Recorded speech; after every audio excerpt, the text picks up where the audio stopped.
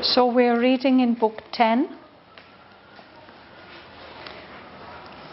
the Book of the Double Twilight, Canto 3, the Debate of Love and Death.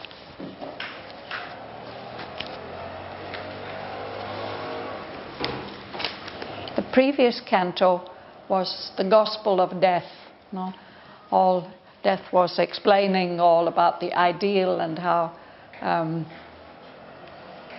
illusory it is, all the ideals, truth and love and beauty and joy. Nothing is real except death and destruction, hunger. Now, since the beginning of the canto, Savitri has been giving her version, which is quite different. And in what we were reading last week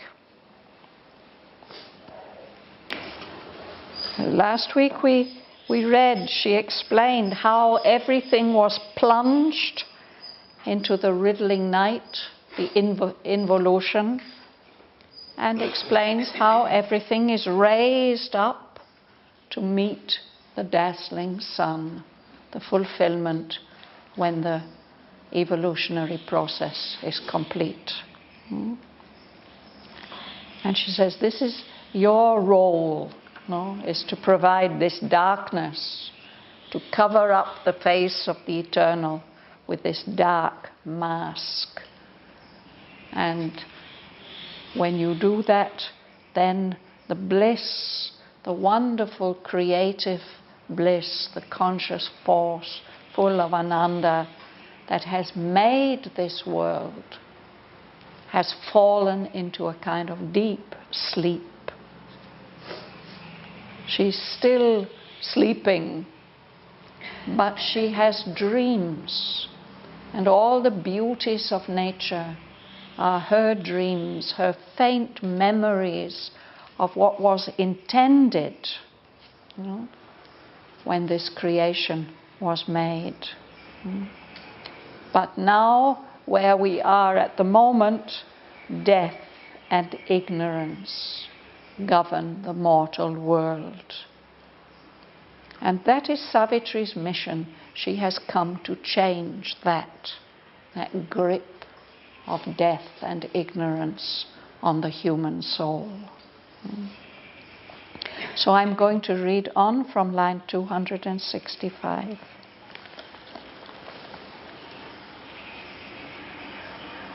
Earth still has kept her early charm and grace.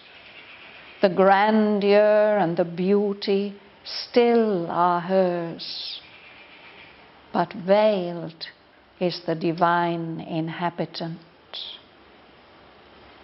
The souls of men have wandered from the light, and the great mother turns away her face. The eyes of the creatrix bliss are closed, and sorrow's touch has found her in her dreams. As she turns and tosses on her bed of void, because she cannot wake and find herself, and cannot build again her perfect shape, oblivious of her nature and her state, forgetting her instinct of felicity, forgetting to create a world of joy, she weeps and makes her creatures' eyes to weep. Testing with sorrow's edge her children's breasts, she spends on life's vain waste of hope and toil the poignant luxury of grief and tears. in the nightmare change of her half-conscious dream, tortured herself and torturing by her touch, she comes to our hearts and bodies and our lives, wearing a hard and cruel mask of pain. Our nature, twisted by the abortive birth, returns wry answers to life's questioning shocks. An acrid relish finds in the world's pangs, drinks the sharp wine of grief's perversity. A curse is laid on the pure joy of life. Delight, God's sweetest sign and beauty's twin, dreaded by aspiring saint and austere sage, is shunned, a dangerous and ambiguous cheat, a specious trick of an infernal power. It tempts the soul to its self-hurt and fall. A Puritan God made pleasure a poisonous fruit, or red drug in the marketplace of death, and sin the child of nature's ecstasy. Yet every creature hunts for happiness, buys with harsh pangs, or tears by violence from the dull breast of the inanimate globe some fragment or some broken shard of bliss. Even joy itself becomes a poisonous draught. Its hunger is made a dreadful hook of fate. All means are held good to catch a single beam, eternity sacrificed for a moment's bliss. Yet for joy and not for sorrow earth was made, and not as a dream in endless suffering time. Although God made the world for his delight, an ignorant power took charge and seemed his will, and death's deep falsity has mastered life. All grew a play of chance, simulating fate.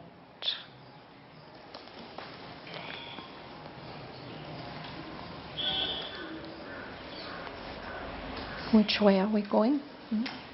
Rosa? Yet still has kept her early charm and grace. The grandeur and the beauty still are her, but veiled is the divine inhabitant. The souls of man have wandered from the light, and the great mother turns away her face. Yes. So Earth, our Mother Earth, she still has kept that early charm and grace. All the beauty of nature is still there in a few protected and special places. The grandeur of the great mountains, of the oceans, and the beauty are still hers. But we see only the material appearances, this material surface. The divine presence that's dwelling within is veiled from us. We don't see it clearly. From time to time we might get some intimation of it, some faint glimpse through the veil. So because of all that, because we are so convinced by the surfaces and appearances, the souls of men have wandered away from the light of true knowledge and true bliss. And so it's as if the Great Mother doesn't find any way to spread her influence. She turns away her face.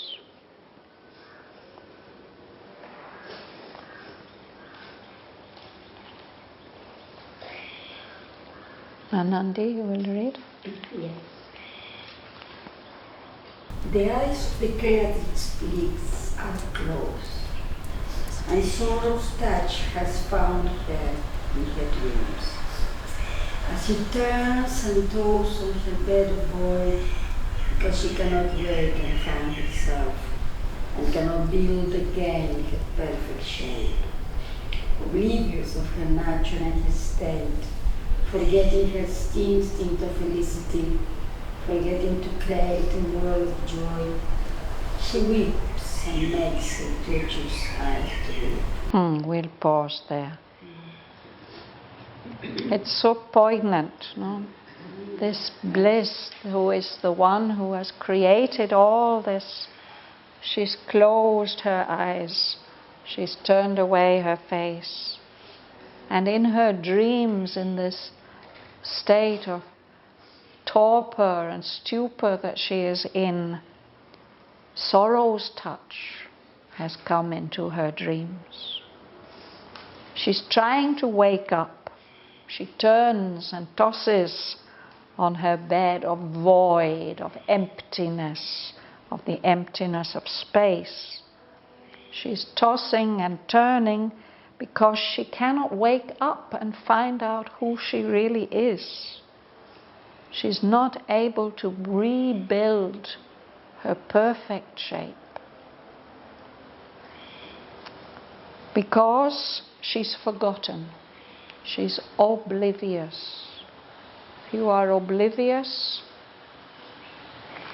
it means you are unconscious, but it means you have forgotten. The knowledge that you had has been lost. She's unaware of what is her true nature, and she's unaware of this unfortunate state that she's in. She's forgetting her native instinct, natural instinct of felicity, of bliss. And so, because she's forgetting that, she's forgetting that she wanted to create a world of joy. So she's suffering because that creative power is suffering. She weeps, and she makes us weep too.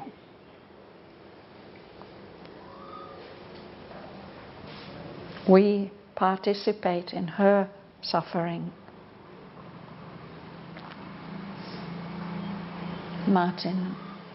Testing the sorrows at the children's breast, she spends on life's vain waste of hope and toil, the poisonous luxury of grief and tears.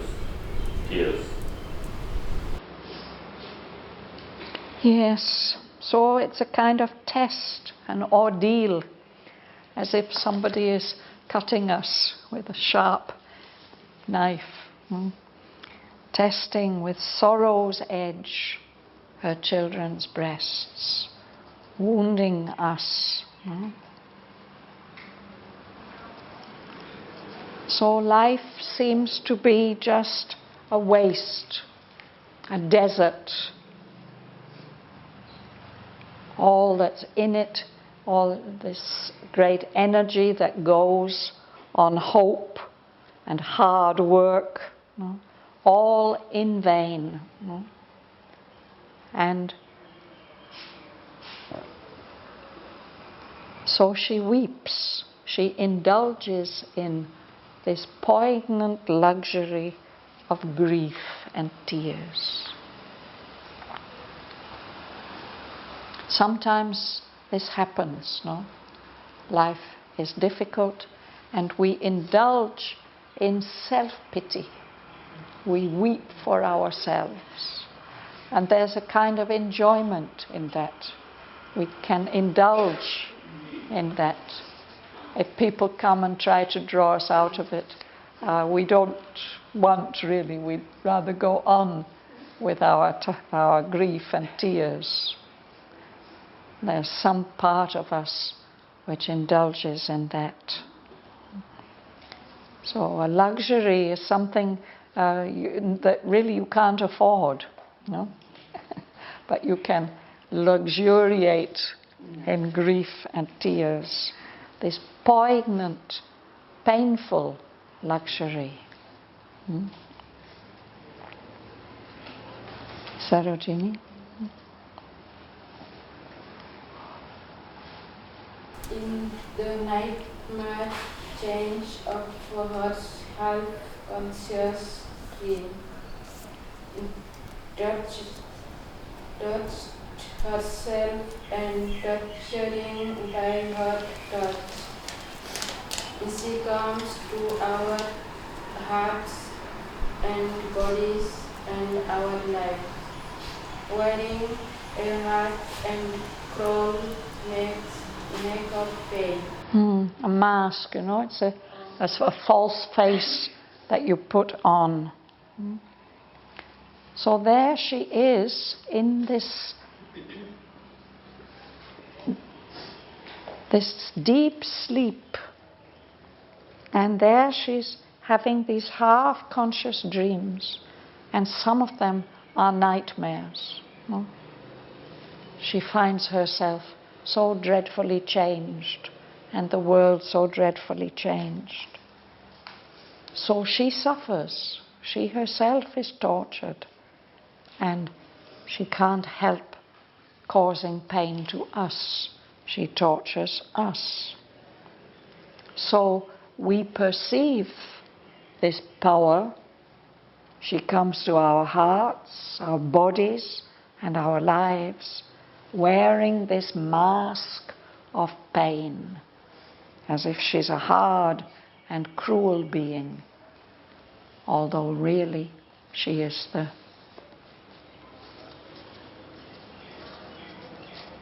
blissful creator. Something is twisted, perverted, spoiled. And as Savitri says, this is the work of death. He has done this twisting and perverting.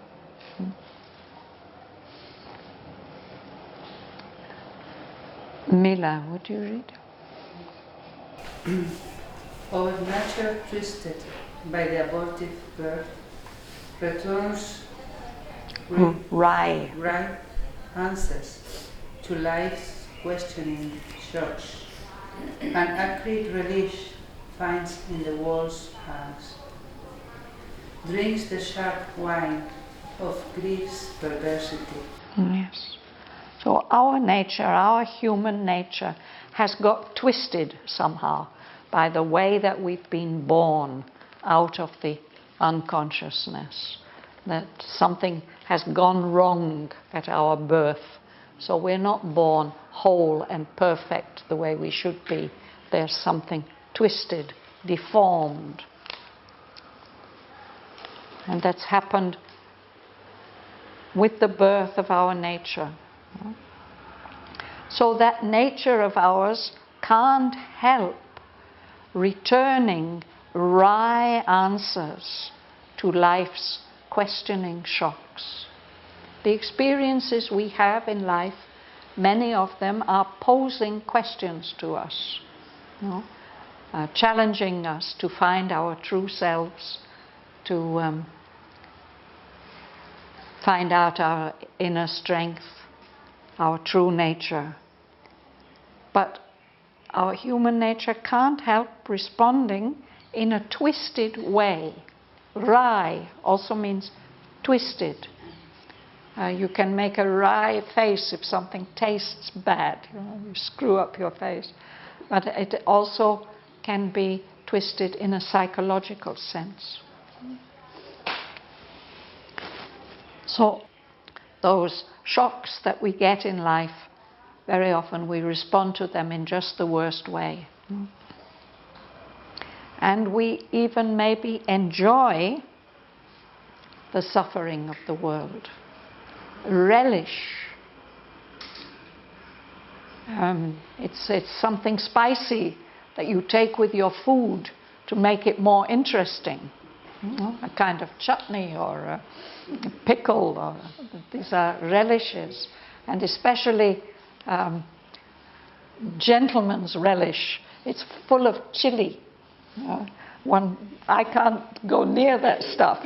But anyway, people do like it and get into the habit and can't get rid of it. So this acrid, burning and bitter relish, there's some kind of perverse enjoyment about all the things that go wrong in the world. So our nature also drinks this sharp wine, which is like vinegar. It's got such a sharp, acidy taste. But we drink it, we enjoy it. This perversity of grief. So Savitri says that we enjoy like that, we have this perversity in us because of the way that our nature has been born from the unconsciousness. There's something twisted and misshapen about it. You will read Ganga Lakshmi? The curse is laid on the pure joy of life, delight, God's sweetest sign and duty twin, dreaded by aspiring saint and austere sage, is shunned a dangerous and ambiguous cheat, a specious trick of an infernal power. It tends the soul to itself earth and fail. Yes. So somehow through this twistedness, crookedness, a curse. The curse is the opposite of a blessing. Just the opposite is laid on this, what should be the pure joy of life. Delight. He says, God's sweetest sign, the sweetest sign of God's presence, is delight. When we feel delight, it's the twin to beauty. The divine manifests himself in the physical as beauty, and that gives us delight. But these things have been dreaded by spiritual aspirants.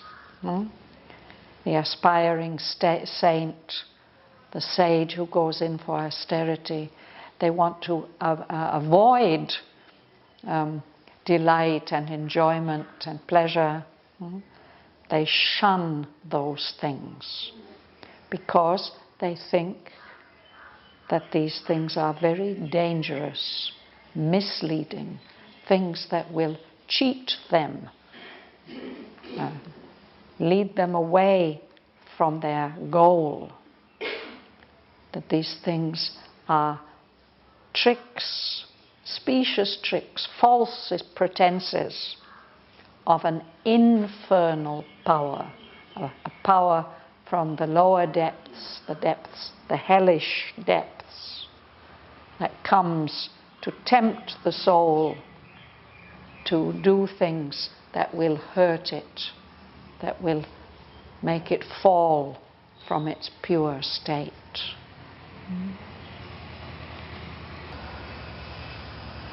Lela. A Puritan god made pleasure a poisonous fruit, or red drug in the marketplace of death, and sin the child of nature's ecstasy. So we know all about this Puritan god, no? In several religions there's this idea that the pleasure principle is just something poisonous, a fruit that should be avoided. Or maybe it's even a drug that's going to destroy you, a red drug in the marketplace of death. And that natural ecstasy and delight of nature gives rise to sin, to wrongdoing that separates you from the divine.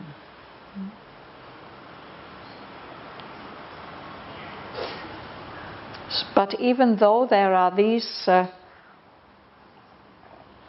concepts, experiences even, nevertheless, we all hunt for happiness. Sergei. Question. Yes.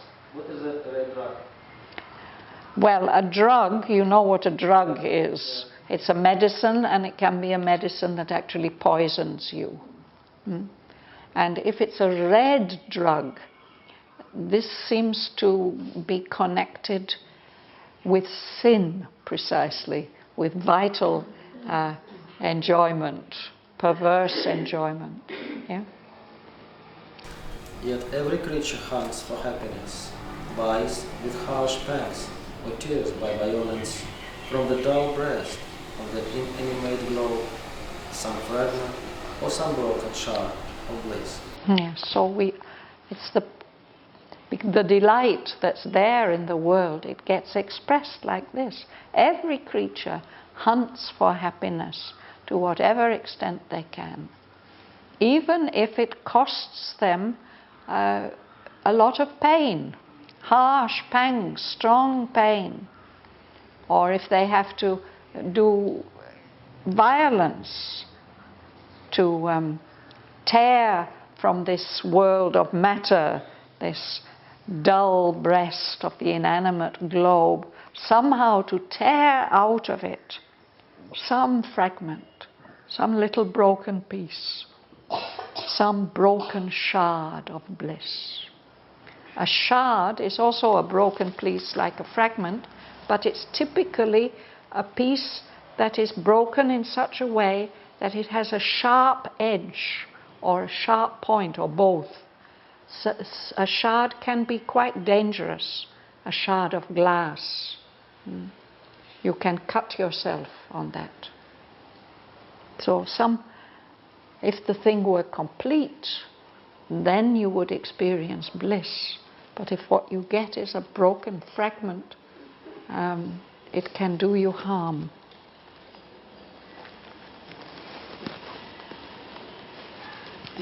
Is it? Yes, will you read, please? Yeah. Even joy itself becomes a poisonous draught. Its anger is made a treatful hook of fat. All means are held good to catch a single beam. Eternity sacrificed for a moment's bliss. Yet for joy and not for sorrow earth was made, and not as a dream in endless suffering time. Thank you. Yes. So even joy, what should be the pure joy of life, can become a poisonous drink, a draught, something that you swallow down. The hunger for joy is made like a hook to catch a fish. Fate will catch hold of you with your longing for joy. And nevertheless, we think that we can do anything, that we have the right, all means are held good, to catch just a single beam, a little ray of bliss, of happiness. We're ready to sacrifice our souls, ready to sacrifice eternity, just for a moment's bliss. And yet, Savitri says that earth was made for joy and not for sorrow. This is not the way that things are meant to be. No? And earth is not meant to be a dream, an illusion in this endless suffering time. That's not the meaning and intention of the earth. No? Earth was made for joy and not for sorrow. But something seems to have gone wrong. Will you read, please? Yes. Of thought God made the world for his delight, and ignorant power took charge and sings his will, and this deep positive has mastered life. All grow a play of change, simulating fate. So God has made the world for his delight. But an ignorant power has taken charge, usurped God, and it presents itself as the divine will. Death's deep falsity, the profound falsehood of death has taken over, mastered life. And as a result, things in this world seem to happen by chance. All grew a play of chance, and yet this chance simulates, gives the appearance of fate, that it can't be changed.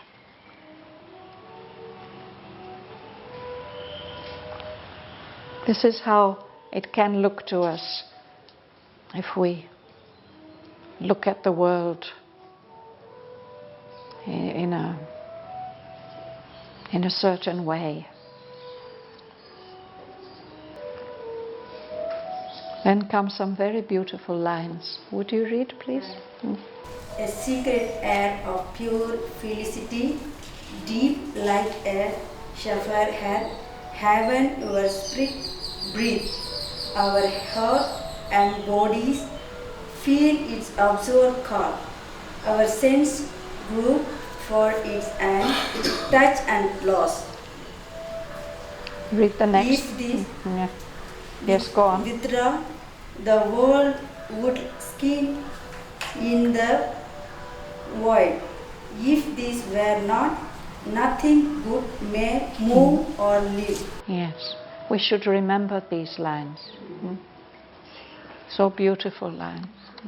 A secret air, a secret atmosphere of pure felicity, of pure happiness. It's like a deep blue sky. That's the atmosphere that our spirits breathe.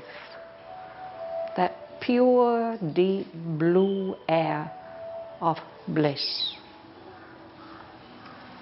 And our hearts and bodies feel the attraction of that atmosphere. Our senses, they are always trying to feel that. And they do touch it sometimes, and then they lose it. If that atmosphere were not there, if that atmosphere withdrew, this whole world would just dissolve. It would dissolve into the emptiness.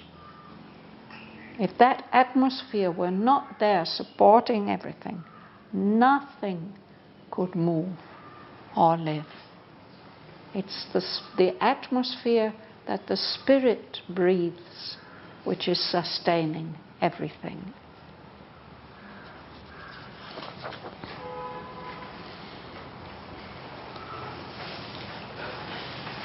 Josie. A hidden bliss is at the root of things, and mute delight regards time's countless works.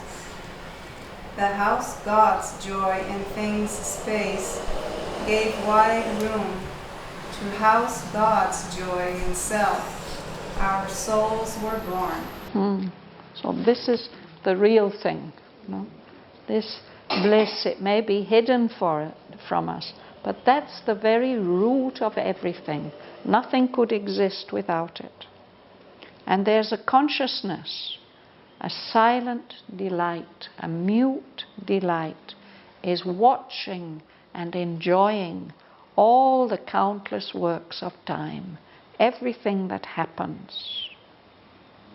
Space, this vast universe with its emptiness, has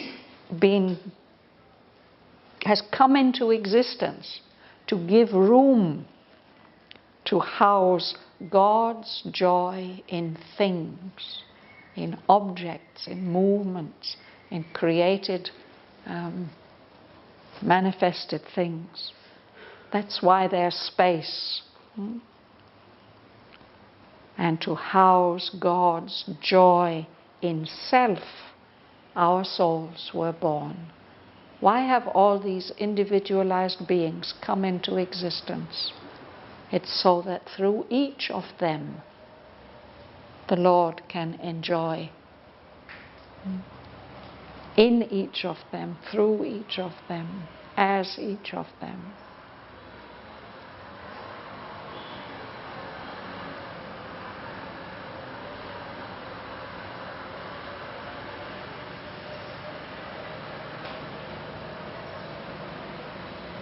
And what a bliss we would live in if we were aware of that. That God is within each of us, enjoying each of us and all our relationships, even when they clash, and still He's enjoying.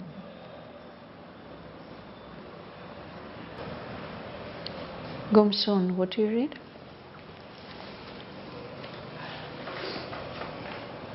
This universe. This universe and all the enchantment of God, its objects are carved cups of world delight, whose charmed wine is some deep soul's rapture in. The all-wonderful has kept heaven with his dreams. He has made blank, ancient space his marble house. He's filled his spirit into metals signs. His fires of grandeur burn in the great sun. He glides through heaven, shimmering in the moon. His beauty caroling in the fields of sound. His chant the standards of the ozone wind. His silence watching in the stars at night. He wakes at dawn and calls from every door, every Bow. Bow. Lies stunned in the storm and winds, in flower and trees. Such a beautiful passage. But it has become late. I think we will leave the explanation for next time.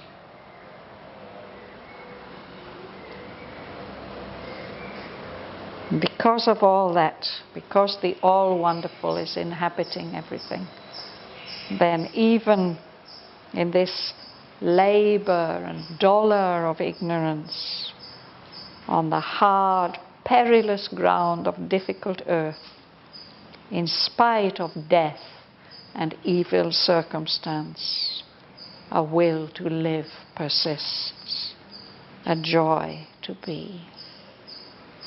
We will study all this next time.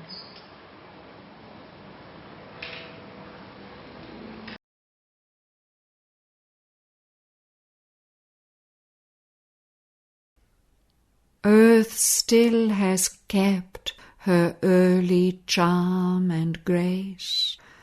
The grandeur and the beauty still are hers, but veiled is the divine inhabitant. The souls of men have wandered from the light, and the great Mother turns away her face. The eyes of the creatrix bliss are closed, and sorrow's touch has found her in her dreams. As she turns and tosses on her bed of void, because she cannot wake and find herself, and cannot build again her perfect shape, oblivious of her nature and her state, forgetting her instinct of felicity, forgetting to create a world of joy, she weeps and makes her creatures' eyes to weep. Testing with sorrow's edge her children's breasts, she spends on life's vain waste of hope and toil the poignant luxury of grief and tears. In the nightmare change of her half-conscious dream, tortured herself and torturing by her touch, she comes to our hearts and bodies and our lives wearing a hard and cruel mask of pain. Our nature, twisted by the abortive birth, returns wry answers to life's questioning shocks, an acrid relish finds in the world's pangs, drinks the sharp wine of grief's perversity. A curse is laid on the pure joy of life. Delight, God's sweetest sign and beauty's twin, dreaded by aspiring saint and austere sage, is shunned, a dangerous and ambiguous cheat, a specious trick of an infernal power. It tempts the soul to its self-hurt and fall. A Puritan God made pleasure a poisonous fruit, or red drug in the marketplace of death, and sin the child of nature's ecstasy. Yet every creature hunts for happiness, buys with harsh pangs, or tears by violence from the dull breast of the inanimate globe some fragment or some broken shard of bliss. Even joy itself becomes a poisonous draught. Its hunger is made a dreadful hook of fate. All means are held good to catch a single beam, eternity sacrificed for a moment's bliss.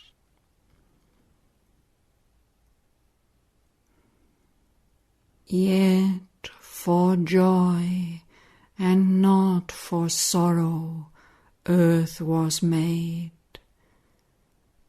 and not as a dream in endless suffering time. Although God made the world for his delight, an ignorant power took charge and seemed his will, and death's deep falsity has mastered life. All grew a play of chance, simulating fate.